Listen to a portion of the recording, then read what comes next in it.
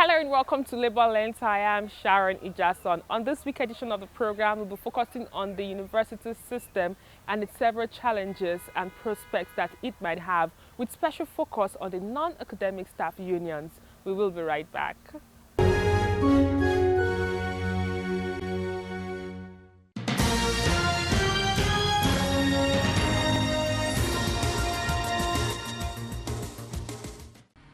3 months on, and campuses of government-owned universities remain shut to academic and non-academic activities. The recent extension of the 3-month ASUU strike by another 3 months jolted many citizens, including the government. This meeting is at the behest of President Muhammadu Buhari, who expressed concerns about the continued lull across public universities. The Chief of Staff to the President leads these resumed talks, and his only appeal is for the unions to sheath their swords. Because our students belong in the classrooms, not at home during the educational calendar year. Our professors belong in the classroom and in the research laboratories. The Nigerian Interreligious Council, NIREC, is also represented at this meeting. It's important once more to plead, to call on our comrades, our colleagues, to see to the suspension of this strike while these negotiations continue. You have spoken loud and clear. We know that for us to have peace in Nigeria, we cannot leave your situation as it is. For the union leaders, the government has over the years failed to exhibit the willpower to keep to signed agreements. We are the ones suffering on where we are on this strike. Our children at home, I have 6 people in the universities.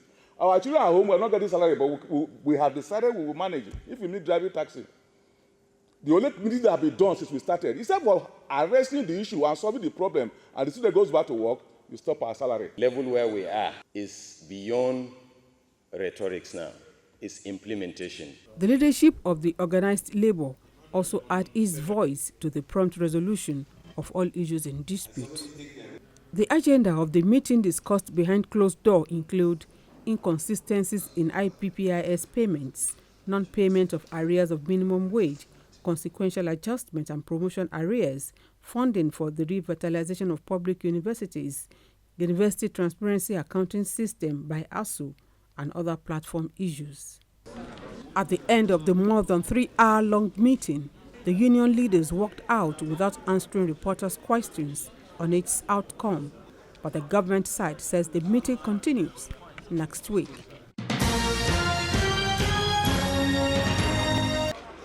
Concerted PHCN pensioners held a protest for the non-payments of their entitlements for more than 2 decades. The pensioners held the protest at the Lagos Liaison Office of the Pension Transitional Arrangement Directorate. The concerned pensioners lamented that despite the federal government release of funds for different entitlements according to the Budget Act of 2015 to 2022, they have yet to receive any of their benefits. The irony, instead of them paying us the correct gratuity, we were short paid by giving us 100%. But Obasanjo government has increased pensioners' money from 100 to 142%, backdating it to 1998. So we that retired 22,000, we are included inside that circular. But ironically, they pay us 100%. The most funniest thing, those people who retire immediately after us were paid 142%. The president should do thorough investigation. His good work should not be tarnished by those who don't wish him well. They are actually frustrating him by making sure that what he appropriated is being paid. And this is where PITAD comes in. The PITAD, who is the paying authority, should be able to tell us why those outstandings which have been appropriated are still not paid. Thorough investigation should go in. Those who are parading themselves that they have paid all and claiming they have paid all workers, it is not true. It is not true. And for those who are parading themselves with extra unions to conflict with the existing union, should come down and know that the petard is capitalizing on it, that there are factions in the NEPA workers, which is not true. We are appealing that the federal government should help us before we die. Some of us are not very strong as we are. We are just managing ourselves. But if we have this money, one will be able to take care of himself and the families. It's so unfortunate. Some people that are supposed to take care of our welfare are doing the reverse. It's so unfortunate. We are not enjoying it anymore. Anybody can go at any time. So let us have our money before we die. We want to have our money. We don't want to hand our money in the grave. We want to have our money right here. We have worked for it. We deserve it. It's our right. Nobody should deny us. Under no law. The federal government awarded some pension rate increase, and somebody is now telling us that the increase, our own is different. How is our own different?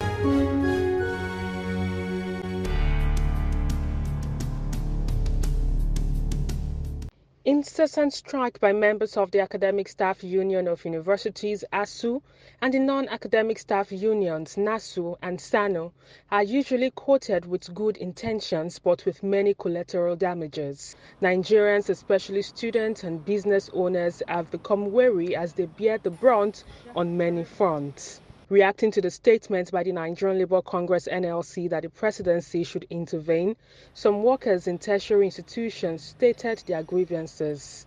Students and teachers are partners in the business of knowledge production. So on a daily basis, students are eager to come back to classrooms. The lecturers are also willing, to engage students. But how do you continue this kind of engagement with your conditions of service remaining the same in the last 12 years? So it's really a challenge. Keeping students out of classroom, but also lecturers also feel the brunt. So they are excited, they want to come back to school, but the conditions must have to change. Another challenge we are having is even Ministry of Communication, where you have a NIDA that is supposed to do all the tests of the UTAS and the rest. They are neither here nor there.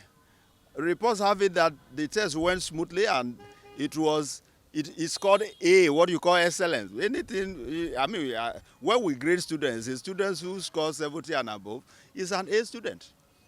This one even went beyond that, but the next thing is you begin to hear all manner of stories of this and that. They are not showing any sincerity or purpose that they really want to address the issue. Then you equally listen to the Minister of Labour. Earlier he said he wasn't even aware that ASUU went on strike. All manner of claims and the rest. How long will it really take a proper discussion to happen? The non-payment of 2 years of minimum wage arrears. Federal government increased the minimum wage, and they have paid all the parastatals, all the ministries and parastatals coming to the universities. They fail to pay the arrears, while others have gotten their arrears, even the implementations. Up to this time, we are still waiting for government, and we have engaged them severally. Some of the demands by ASUU are refusal of the federal government to implement the 2019 renegotiated agreement, refusal of government to adopt the University Transparency and Accountability Solutions UTAS, the need for increased funding for state universities, and the non-payment of withheld salaries, check-off dues, and promotion arrears. NASU and SANU demands are payment of arrears of minimum wage, inconsistency in Integrated Personnel and Payroll Information System IPIS, payment of earned allowances, non-payment of retirement benefits to retired members, neglect and poor funding of state universities, delay in renegotiation of FGN, NASU and SANU 2009 agreement. I met with Godwin Moses and other business owners in the university community. They lament over low patronage following total collapse of activities on campus. I want to come and answer those people so that we, as the shop, is to get something to pay government the end of the day for shop on the NEPA. The end of the day, shop as now, it don't expire. Government is not going to say stop to paying shop or stop to do pay NEPA. All those things, the end of the day, the owner of the shop must collect the money. NEPA people must collect money for the NEPA. So where they go see the money and pay for this. Why government no answer those people? So that at the end of the day, everything is in order. Are you get? So the students now, the schools are supposed to finish, they say 5, 6 years. Some people finish 10 years, 11 years. And some of them have pregnant now. Even there's one student there's one university girl that I knew towards my side. Is pregnant. Due to students, because during, before the strike, it was even the student that used to patronize us. So after they left the campus, everywhere is kind of dry and bored. So that's just it. So what do you want the government to do? And they should please quickly attend to the union so that the students can come back to school. With the prolonged strike, it can be said that university students in the country have lost one academic year, which is not recoverable.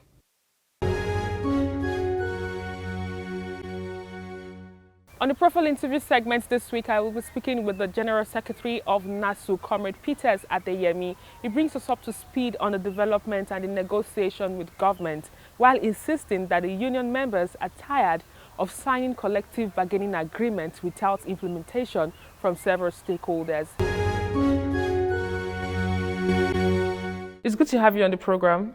It's my pleasure. Thank you for having me. A lot has been happening in the education sector. It's not the best time in the education sector, if you'd agree with me, because there have been pockets of strikes and there seems to be no headway in sight. As General Secretary of NASU, can you tell us the reason why NASU decided to extend its strike by 1 month?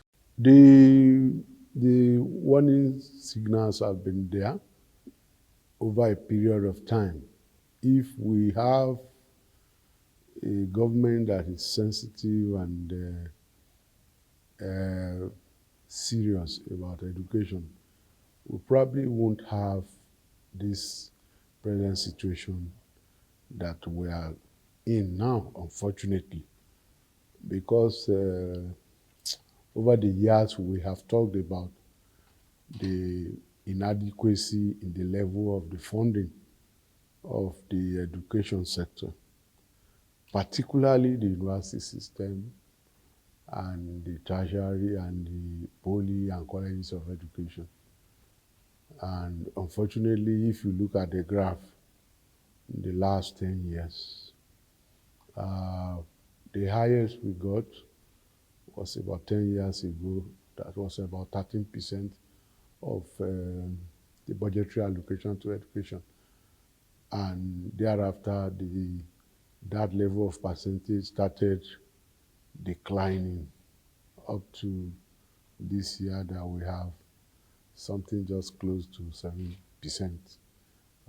budgetary allocation. And if you do some mathematical arithmetic, you find that 10 years ago, the value of the currency, our naira, is stronger.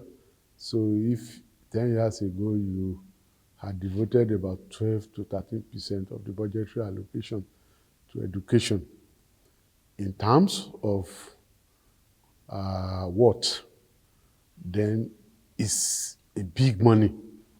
And then gradually in the last few years, the currency had been diminishing in value. So if you give 7% of about 6 trillion to education at the exchange rate of close to 500 naira official rate, the black market is about 585. You know that what you now give to education is a peanut. And that in itself has affected the structures in the place. It has affected workers' welfare, students' welfare, salaries and other packages. And as a result of that, also, we have now been contending with the crisis of brain drain. And you also know that over time, we have not succeeded in placing any of our universities or polytechnics or colleges of education the world map.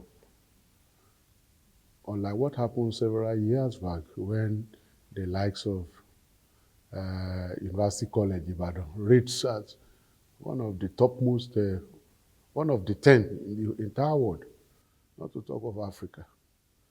So the unions, all the unions, without exception, have been agitating, putting pressure on government, on the need for government to increase on the level of funding so that we can be able to deal with the crisis of decay in infrastructure and the dwindling fortune of the welfare and the well-being of both the workers and the students.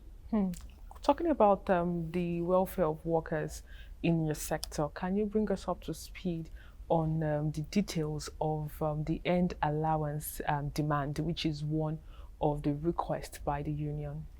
Yeah, for us in NASU, the problem has been the fact that government appear to have not shown, good faith with the content of our agreement signed with the federal government in year 2009. You find that rather than pay end allowance to the workers in the university alongside their salaries, some state governments are doing that. Some state universities are doing that. Governments have accumulated arrears into several billions.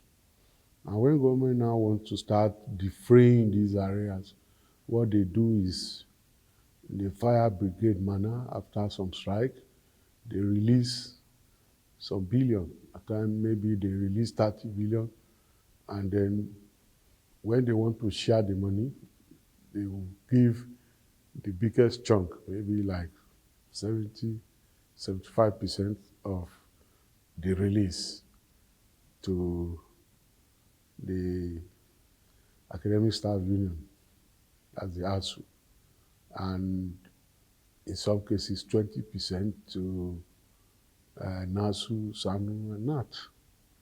And we protested seriously about this, and then we pushed the matter to the level of, say, government now agreed that, okay, let us conduct a forensic audit of the payments to be, since this thing is about what is owed.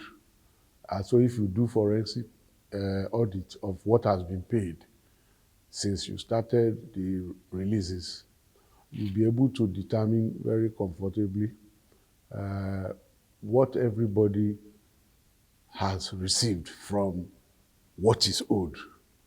And then you'll be able to determine also what remains to be paid to everybody, whether you are in A, B, C, or D. So government has refused to listen to us. They keep on shortchanging us. Each time they go and share this money, they give 75% or 80% to us, and give us the three other unions 20%. So our members are convinced that government now just treating us like slaves in the place, because what is due to us is not even given to us. And that is fundamentally a major problem. I don't see how this will end until the report of the forensic audit is released, so that everybody that has been eating fat from this end allowance. So which brings us back to that conversation of career positioning in university systems or other allied institution system that NASU has its members working. Can you share with us how your members actually feel about maybe being qualified to be in an administrative position, but at the end of it all, it seems not to happen? We have some difficulty with that, because one of the issues that have been in contest is that some administrative position, some position that are supposed to be exclusively for the non-teaching staff, are, for reasons best known to vice chancellors, ceded to professors. We have quite a number of them. They'll just go and bring one professor to come and head those departments. We said no, it's not right, because everybody that works in the system wants to reach the peak of his profession. And when you get to a point where you are now supposed to become the head of that department, they go, the VC go and bring one academic one to come and start operating there. We have raised that severally, and even the NUC Executive Secretary promised that they were going to do something about it. So what we have done now is that we have compiled the various departments and then compiled a number of the universities where these abnormalities are taking place. And we are pushing now so that we can get those universities to reverse those negative trends, because it is this present system is inhibiting, is very, very retrogressive. It's not allowing the non-teaching staff to benefit from the ultimate in their profession, the ICT, and quite a number of them. There are so many. It's very unfortunate. I think this is also about corruption. Absolutely, guys. So very quickly, let's move on to the issue of the minimum wage. Even though we can't say it's a living wage at the moment, owing to the fact that inflation is really biting hard in the country. I learned that some of your members are yet to receive their arrears, which accrues from the minimum wage, vis-a-vis some state government that has even refused to pay the national minimum wage, despite the fact that we're in less than a year or two to another renewal or negotiation of a new national minimum wage. Absolutely. It's heartbreaking, very heartbreaking, very unfortunate. It's a big disaster in a country where, if you do some mathematical calculation, 30,000 naira is a peanut today. Very unfortunate. A whole number of states have refused to pay the minimum wage. In fact, those who started stopped for reasons best known to them. Then the consequential adjustment has not been dealt with in a whole number of states. And unfortunately, my dear, one of the most amusing things is that some of these states that have refused to pay this minimum wage, their governors want to be president of Nigeria. And they are celebrating them. The best governor, the best governor. The best governor cannot pay minimum wage. He wants to be president of Nigeria. So we are living in an odd environment where every day the sensibilities of an average Nigerian is being insulted. When you look at the crisis in the education sector,